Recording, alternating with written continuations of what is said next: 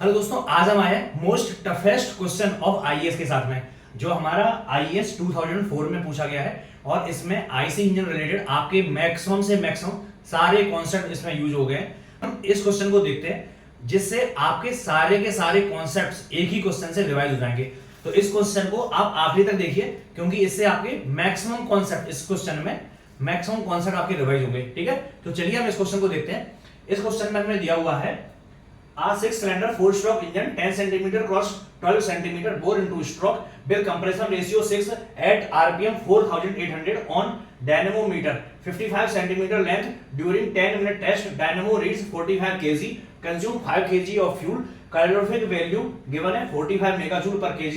Carburetor receives 29 degree Celsius 1 bar at rate of 10 kg per minute. ठीक है, okay. तो हमें क्या क्या निकालना है वो देखो। सबसे पहले एक क्वेश्चन क्यों इंपॉर्टेंट हो जाता है, ब्रेक पावर निकालना है, ब्रेक मीन इफेक्टिव प्रेशर निकालना है, ब्रेक स्पेसिफिक फ्यूल कंजम्पशन भी निकालना है, ब्रेक स्पेसिफिक एयर कंजम्पशन निकालना है, ब्रेक थर्मल एफिशिएंसी भी निकालनी है, फिर एयर फ्यूल रेशियो भी निकालना है। तो इसलिए हमारा ये कॉन्सेप्ट बहुत ही ज्यादा इंपॉर्टेंट हो जाता है। ठीक है, तो चलिए हम इस क्वेश्चन को सॉल्व करेंगे। तो सॉल्व करने से पहले हम बात कर लेते हैं डायनमोमीटर की। डायनमोमीटर क्या होता है? अभी जो डायनमोमीटर यूज हो रहा है वो एडवांस डायनमोमीटर यूज हो रहा है, लेकिन यहाँ पर जो डायनमोमीटर हो रहा है वो ब्रेक वाला डायनमोमीटर यूज हो रहा है। मींस यहाँ पर एक हमारा रनिंग डिवाइस रहेगा और रनिंग डिवाइस के ऊपर हमने यहाँ पर एक डायनमोमीटर हमारा ब्रेक लगा रहेगा और यहाँ पर हम वेट लटकाएंगे और वेट की रीडिंग जो आएगी उस पे ये जो भी रोटेट कर रहा है ये क्या होगा, एक पर्टिकुलर वेट पर जाकर के ये जो हमारी रोटेटिंग डिवाइस है, जो इंजन है, वो क्या हो जाएगा, स्टॉप हो जाएगा। उसी को हम क्या बोलते हैं, ब्रेक पावर बोलते हैं। ब्रेक पावर मींस ब्रेक लगाने के लिए जो हमें डिवाइस को या रोटेटिंग इंजन को हमें स्टॉप करने के लिए जितनी पावर की जरूरत होगी जिससे कि वो इंजन स्टॉप हो जाए, वो हमारी क्या है, ब्रेक पावर है। ठीक है, अब हमें कितना वेट रीड कर रहा है, 45 केजी है ना, 45 केजी, हाँ 45 केजी ये वेट जो है वो रीड कर रहा है। ठीक है, तो हमारी जो ब्रेक पावर हो गई वो 45 केजी और यहां से जो भी आर्म लेंथ है, आर्म लेंथ कितनी है, 55 सेंटीमीटर। इनटू में 55 सेंटीमीटर करेंगे तो जो टॉर्क लगेगा वो हमारा क्या हो जाएगा, वो ब्रेकिंग टॉर्क हो जाएगा। अब टॉर्क हमारा ऐसा लग रहा है, टॉर्क अगर इस डायरेक्शन में रोटेट कर रहा है तो टॉर्क हमारा इस डायरेक्शन में लगेगा, ब्रेकिंग टॉर्क। अब इस डायरेक्शन में लगेगा तो क्या होगा, कितने आरपीएम के साथ में टॉर्क लग रहा है, जितने आरपीएम के साथ इंजन रोटेट कर रहा है। इंजन कितने आरपीएम के साथ रोटेट कर रहा है, 4800 आरपीएम के साथ में। ठीक है, तो हम ब्रेक पावर निकालते हैं। तो हमारे पास में ब्रेक पावर बराबर में क्या हो जाएगा, ब्रेक पावर बराबर में टी इंटू में ओमेगा। टी क्या हो जाएगा, फोर्स इनटू में जो भी आर्म लेंथ है वो वही हमारा क्या हो जाएगा, टॉर्क हो गया। ओमेगा क्या हो जाएगा, 2 पाई एन वाई 60 हो जाएगा। तो हमारे पास में फोर्स कितना लग रहा है, 45 केजी। तो 45 केजी मींस 45 जी, यही होगा। लेंथ, आर्म लेंथ कितनी, 55 सेंटीमीटर। तो 55 तो 0.55 हो गया। ठीक है, 2 पाई का 2 पाई हो गया। एन की वैल्यू कितनी है, 4800। ठीक है, तो हमने यहाँ पे रख दिया 4800 डिवाइड बाई कितना है, 60 है, 60 कर दिया। तो हम ये निकाल देंगे ना, तो हमारे पास में ब्रेक पावर आ जाएगा। ठीक है, तो हम ब्रेक पावर कैलकुलेट करते हैं। कितना हो जाएगा brake power, 45 into 9.81 into 0.55 into 2 into 3.1415 into 4800 है, 4800 कर दिया, आंसर आ गया, डिवाइड बाई 60 किया। तो जो हमारे पास में आंसर आ गया हम किसमें लिखते हैं, किलोवाट में। ठीक है, तो हमारे पास में आंसर कितना आ जाएगा, 122.039 किलोवाट। ये हमारी क्या हो गया, ब्रेकिंग पावर हो गई। मींस इतने हमें पावर लगाना पड़ेगा तब हमारा इंजन स्टॉप होगा। क्लियर, तो हमारा ब्रेक पावर वाला कॉन्सेप्ट क्लियर हो गया। अभी हमारा ब्रेक पावर है। अब हम यहाँ पर एक चीज समझने की जरूरत है, हमें क्वेश्चन में स्टार्टिंग में दिया हुआ था 6 सिलेंडर एंड 4 स्ट्रोक। यहाँ पे 4 स्ट्रोक है। हमारे इंजन कितने टाइप के होते हैं, इंजन हमारे 2 टाइप के होते हैं। एक हमारा 2 स्ट्रोक इंजन होता है और एक हमारा 4 स्ट्रोक इंजन होता है। जो 2 स्ट्रोक इंजन रहता है उसमें क्या होगा, उसमें suction, compression, expansion and exhaust, ये चारों जो प्रोसेस होती हैं वो एक ही साइकिल के अंदर, एक ही रिवॉल्यूशन के अंदर कंप्लीट हो जाती हैं। लेकिन जो 4 स्ट्रोक इंजन रहता है उसमें suction, compression, expansion and exhaust, ये जो हमारी चारों प्रोसेस होंगी वो किसमें होंगी, 2 रिवॉल्यूशन की जरूरत होगी उनके लिए। ठीक है। तो जो हमारा पूरा साइकिल होगा उसमें क्या चाहिए, एक ही रिवॉल्यूशन चाहिए, और जो 4 स्ट्रोक रहेगा उसमें एक साइकिल के लिए 2 रिवॉल्यूशन चाहिए। ये क्यों बता रहा हूं, क्योंकि हमें आरपीएम अगर दिया हुआ है, सपोज आरपीएम में कितना दिया हुआ है 4800 आरपीएम, इसका मतलब क्या हुआ, अगर हमारा इंजन 2 स्ट्रोक होता तो साइकिल कितनी होती 4800, लेकिन यही अगर हमारा 4 स्ट्रोक इंजन है तो जो हमारी टोटल साइकिल्स होगी, नंबर ऑफ साइकिल्स कितनी हो जाएगी 2400। ठीक है, तो यहां पे इसकी जरूरत यहां पर रहेगी। ठीक है, अभी हमें क्या निकालना है, ब्रेक मीन इफेक्टिव प्रेशर। ठीक है, अब मीन इफेक्टिव प्रेशर कैसे निकालेंगे,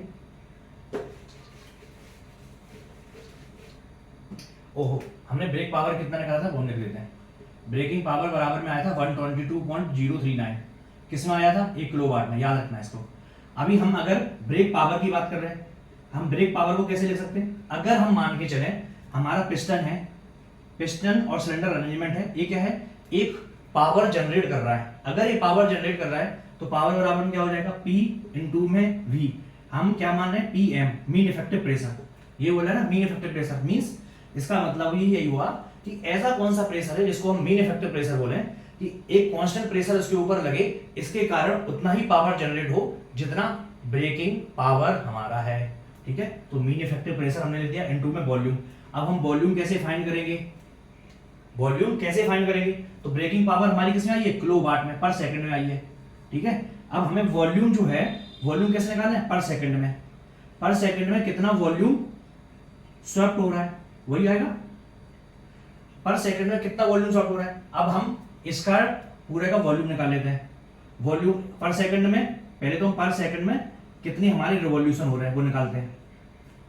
हमारे 1 मिनट में टोटल रिवॉल्यूशन हो रहे हैं 4800, क्लियर, यही हुआ ना, 1 मिनट में 4800, तो 1 सेकंड के अंदर कितना हो जाएगा, 1 सेकंड के अंदर कितने रिवॉल्यूशन हो रहे हैं हमारे 4800 डिवाइड बाई 60, कितना आ जाएगा 80 रिवॉल्यूशन। ठीक है, हो गया। अब अगर हमारा 1 सेकंड के अंदर 80 रिवॉल्यूशन हो रहा है, अब हमें क्या चाहिए, पर सेकंड की बेसिस पे निकालना है। अब 80 रिवॉल्यूशन अगर हमारे हो रहे हैं, ठीक है, तो वॉल्यूम स्वैप्ट कितना हो रहा है हमारा, मीन इफेक्टिव प्रेशर इनटू में वॉल्यूम स्वैप्ट, तो PM इनटू में हमारा वॉल्यूम पहले निकालते हैं, इसका कितना हो जाएगा, π/4 d स्क्वायर इनटू में लेंथ, ये हमारा किसका होगा, सिलेंडर का लेंथ हो गया, इस सिलेंडर का पूरा वॉल्यूम हो गया। ठीक है, अब टोटल नंबर ऑफ सिलेंडर कितने हैं, नंबर ऑफ सिलेंडर, क्योंकि 6 सिलेंडर है तो हर सिलेंडर का वॉल्यूम स्वैप्ट होगा। ठीक है, मीन इफेक्टिव प्रेशर हर सिलेंडर के अंदर इनटू में एक सिलेंडर का वॉल्यूम इनटू में n नंबर ऑफ सिलेंडर जितने भी हैं। ठीक है, वो हो गया हमारा। ठीक है,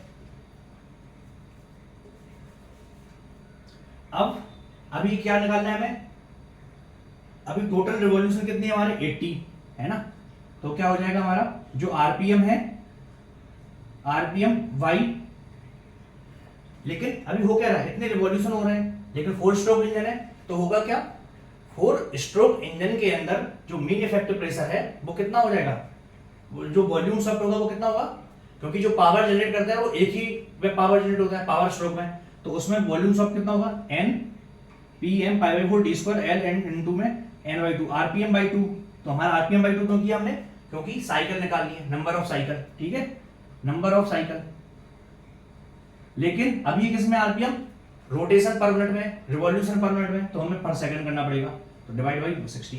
ठीक है, तो हमारा ऐसे क्या आ जाएगा, मीन इफेक्टिव प्रेशर आ जाएगा। ब्रेकिंग पावर हमारे पास में है 122.039 इनटू में 10 टू पावर 3, PM हमारा PM ही रहेगा। ठीक है, इनटू में π/4 का π/4 रहेगा, d स्क्वायर, बोर कितना 10 सेंटीमीटर है तो 0.1 का स्क्वायर हो गया, इनटू लेंथ, लेंथ कितनी है 12 सेंटीमीटर, तो क्या हो जाएगा 0.12। Clear, and number of cylinder कितनी है 6 है, रिवॉल्यूशन बाई 2 कितना हो जाएगा 4800/2। ठीक है, डिवाइड बाई 60 है तो हमने डिवाइड बाई 60 कर दिया। क्लियर, तो हम सबसे पहले इसको कैलकुलेट कर लेते हैं, इसको हम बाद में करेंगे। तो क्या अपना है हमारा वैल्यू, π/4 है 0.7854 इनटू 0.1 का इसको 0.01 इंटू 0.12 इंटू ये हमारा ऊपर है नीचे है 2/60, ठीक है। तो इंटू में 6 इंटू में 4800, क्लियर। इतना आ गया वैल्यू। अब क्या है 2 इंटू में 60 डिवाइडेड बाई 2 फिर डिवाइड बाई 60, तो हमारा आंसर आ गया 0.22619। इसकी वैल्यू पूरी आ गई। अगर हम जितनी वैल्यू यहाँ पे आई उसको हम यहाँ पे डिवाइड कर देंगे तो हमारा आंसर आ जाएगा। तो इसकी पावर हम कितनी निकाल दें, -1, 4.42 आ गया इंटू में 122.039, तो आंसर आ गया 593.52,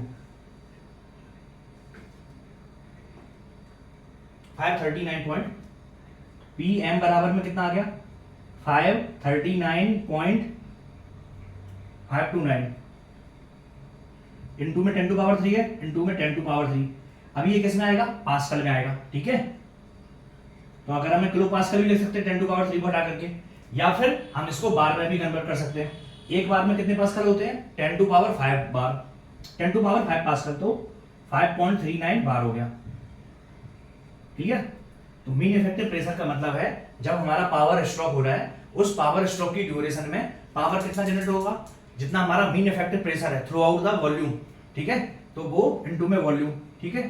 तो हमारा वॉल्यूम सॉफ्ट आ जाएगा। अब हमें जो ब्रेकिंग पावर है वो हमारी किसमें, किलोवाट में, पर सेकंड में। तो हमें जो भी ब्रेकिंग पावर निकालनी है वो पर सेकंड में निकालनी है। तो हमारी पर सेकंड में कितना पावर हो जाएगा, एक सिलेंडर का वॉल्यूम, फिर हमारी कितनी पावर स्ट्रोक है वो हमने निकाल दी n/2, कितनी सिलेंडर है उससे मल्टीप्लाई कर दिया। अब डिवाइड बाई रिवॉल्यूशन है ना, 1 मिनट के अंदर है, इसलिए हमें 1 सेकंड के अंदर निकालना है, इसलिए 1/60 कर दिया। तो आपका फार्मूला ही बन गया और फाइनली आपने कैलकुलेट कर दिया, ठीक है। तो brake mean effective pressure calculate हो गया, बहुत बढ़िया, ये हमारा काम हो गया। नेक्स्ट क्या है, नेक्स्ट हमारा काम है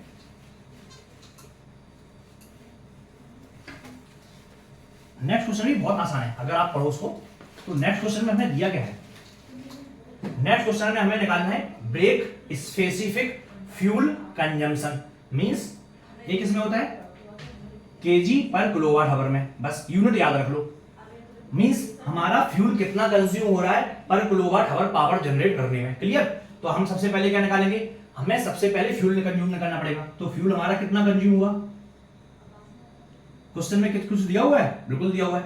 हमारा फ्यूल कंज्यूम हुआ 10 मिनट की ड्यूरेशन में, 10 मिनट का ड्यूरेशन में हमने टेस्ट किया और 5 केजी फ्यूल जनरेट हुआ, ठीक है। तो फ्यूल कंज्यूम कितना हुआ हमारा, 5 केजी पर 10 मिनट, यही कह सकते हैं। लेकिन इनको चाहिए क्या है, इनको चाहिए है केजी पर किलोवाट आवर में, ठीक है। तो 1 घंटे में कितना होगा, 5 इंटू में 60 केजी पर आवर हो जाएगा, यही हो जाएगा, क्योंकि 10 मिनट के अंदर इतना हो रहा है। ओके ओके ओके, अगर 10 मिनट के अंदर इतना हो रहा है तो 1 घंटे के अंदर कितना हो जाएगा, 5 इंटू में 6, ठीक है। तो हमारा ब्रेक स्पेसिफिक फ्यूल कंजम्पशन कितना हो गया, 30 KG per hour divided by 122.039, तो हमारा क्या हो जाएगा, केजी पर किलोवाट आवर हो जाएगा। तो हम इसको कैलकुलेट कर लेते हैं, इतना सिंपल है ना, इसको हम फिर से कैलकुलेट करेंगे। कितना हो गया हमारा 30 डिवाइडेड बाई 122.039, तो आंसर आ गया हमारा 0.246, 0.246। ये क्या आ गया, केजी पर किलोवाट आवर, क्या आ गया ये, ब्रेक स्पेसिफिक फ्यूल कंजम्पशन, ठीक है। तो हमारा थर्ड क्वेश्चन क्लियर हो गया। 3 क्वेश्चन हमने क्लियर करने। अब हमें क्या निकालना है, एयर कंजम्पशन, ठीक है। तो सबसे पहले हमें एयर मास का पता होना चाहिए, ठीक है। अब हमें क्या कैलकुलेट करना है, ब्रेक स्पेसिफिक एयर कंजम्पशन। तो हम सबसे पहले क्या बात करेंगे, एयर कितना कंज्यूम हो रहा है हमारा। हमने फ्यूल तो कंज्यूम निकाल दिया, लेकिन एयर कंज्यूम कैसे निकालेंगे, दिया है एयर कंज्यूम, बिल्कुल दिया हुआ है। एट रेट ऑफ 10 केजी पर मिनट कार्बोरेटर रिसीव्स, कार्बोरेटर क्या रिसीव करेगा, कार्बोरेटर एयर रिसीव करेगा, कितने पर, 29 डिग्री सेल्सियस पर 1 बार की एयर मिल रही है उसको, और कितनी, 10 केजी पर मिनट। तो वही हो गया हमारा। अब 10 केजी पर मिनट, तो हमारी जो स्पेसिफिक कंजम्पशन होगा वो कितना होगा, केजी पर किलोवाट आवर में, क्लियर। तो अगर हम एयर कंज्यूम की बात करेंगे 1 आवर में, तो कितनी हो जाएगी, 10 केजी इंटू में 60, तो पर आवर हो जाएगा, केजी पर आवर में हो जाएगा, हो गया। अब हमें क्या निकालना है, स्पेसिफिक कंजम्पशन। तो हम कैसे निकालेंगे, तो जितना भी हमारा एयर कंज्यूम हुआ वो एयर कंज्यूम पर हावर में जितना हुआ डिवाइडेड बाई ब्रेकिंग पावर, यही होगा। क्लियर। तो अब हमारी एयर कंज्यूम कितना हुआ 10 इंटू में 60 तो हो जाएगा 600 और कितना हो गया हमारा ब्रेकिंग पावर कितना है 122.039। तो हम इसको कैलकुलेट करते हैं कितना आएगा हमारा 600 डिवाइडेड बाई 122.039। तो हमारा आंसर आ गया 4.916। ठीक है 4.916 एक इसमें आएगा केजी पर किलोवाट आवर में। क्लियर। तो हमारे पास में क्या क्या आ गया, हमारे पास में ब्रेकिंग पावर हमने निकाल दी, ब्रेक मीन इफेक्टिव प्रेशर भी निकाल दिया, ब्रेक स्पेसिफिक फ्यूल कंजम्पशन भी निकाल दिया, हमने ब्रेक स्पेसिफिक एयर कंजम्पशन भी क्लियर फाइनली फाइंड आउट कर दिया। क्लियर। अब नेक्स्ट क्या रह गया ब्रेक थर्मल एफिशिएंसी। अब ब्रेक थर्मल एफिशिएंसी निकालनी है हमें और एयर फ्यूल रेशियो निकालना है। कंजम्पशन दिया हुआ है और यहाँ पर फ्यूल का कंजम्पशन भी दिया हुआ है 5 kg पर 10 मिनट में। तो आप तो उसको निकाल ही लेंगे, क्लियर हो जाएगा, उसको भी कैलकुलेट करेंगे। अब हमें क्या निकालना है, अब हमें निकालना है थर्मल इफिशियंसी। ठीक है। तो हम थर्मल इफिशियंसी पर आते हैं। देखो थर्मल इफिशियंसी में कुछ नहीं है, आपको थोड़ा अगर हम थर्मल इफिशियंसी की बात करें, ये थर्मल इफिशियंसी है क्या, आपको नाम से ही समझ में आ रहा है थर्मल। तो हमें टोटल ब्रेकिंग पावर कितनी मिल रही है अपॉन जितनी भी हमारे पास में थर्मल एनर्जी है, टोटल थर्मल एनर्जी के कंपैरिजन में। अब थर्मल एनर्जी टोटल कितनी है, जितनी फ्यूल के पास एनर्जी होगी। ब्रेकिंग पावर हमें कितनी मिली 122.039। इफिशियंसी निकालनी है हमें एक इसमें किलोवाट में, मींस किलो जूल पर सेकंड। अब जो भी हमें थर्मल एनर्जी निकालनी होगी वो भी हमें किसमें निकालनी होगी किलो जूल पर सेकंड में। हमें क्या दिया हुआ है मेगा जूल पर केजी दिया हुआ है। अब हमारा फ्यूल जो कंज्यूम हो रहा है वो कितना हो रहा है 5 kg पर 10 मिनट में। क्लियर।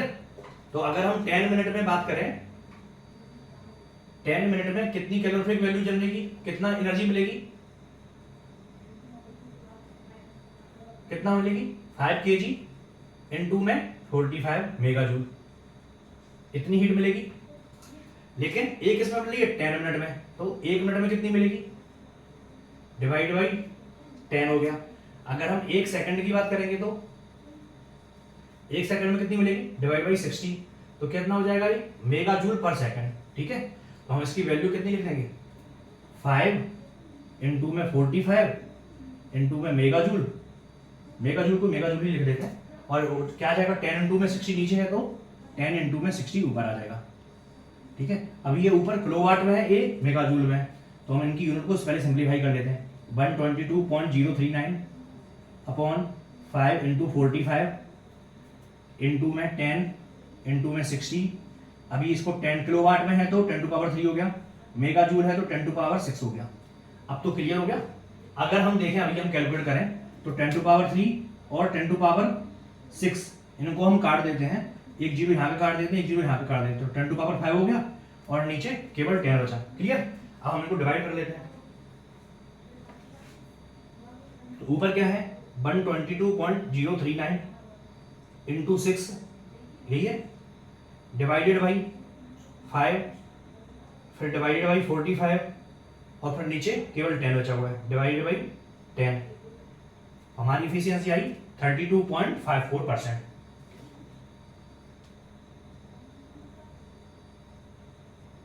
क्लियर। तो हमारा एक क्वेश्चन क्लियर होगा थर्मल इफिशियंसी वाला बहुत बढ़िया तरीके से। चलो बढ़िया। अब हमें क्या निकालना है एयर फ्यूल रेशियो।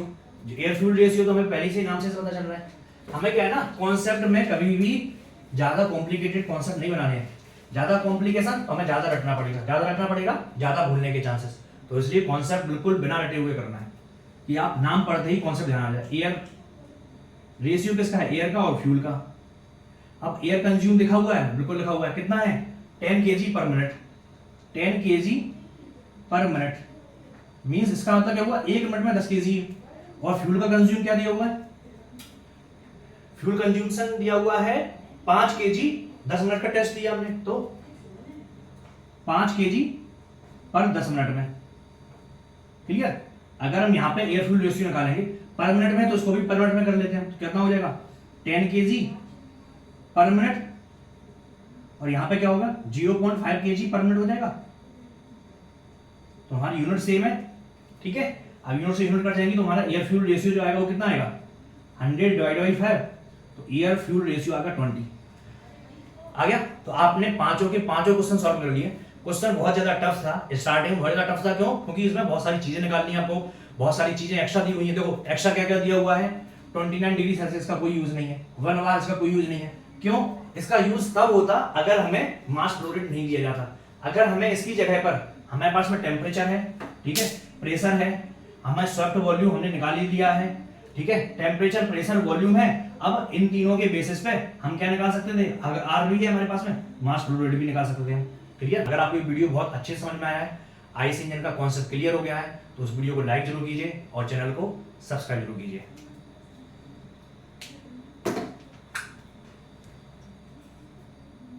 का एक तो लाइक और शेयर ठोक दीजिए, महाकाल का दबा के लाइक और शेयर ठोक लीजिए। 5000 लौटे दिख जाना चाहिए। ये 4000 के लिए मैं यहाँ पे नहीं खड़ा हूँ, पूरा साल मेहनत करता हूँ आपके लिए बेटा। ऐसा नहीं चलेगा, ऐसा नहीं चलेगा। लाइक ठोकी दबा के, लाइक ठोकिए। यहाँ पे देखिए, ऐसा क्वेश्चन चुटकी बजाते ही सॉल्व करना सिखा देता हूँ।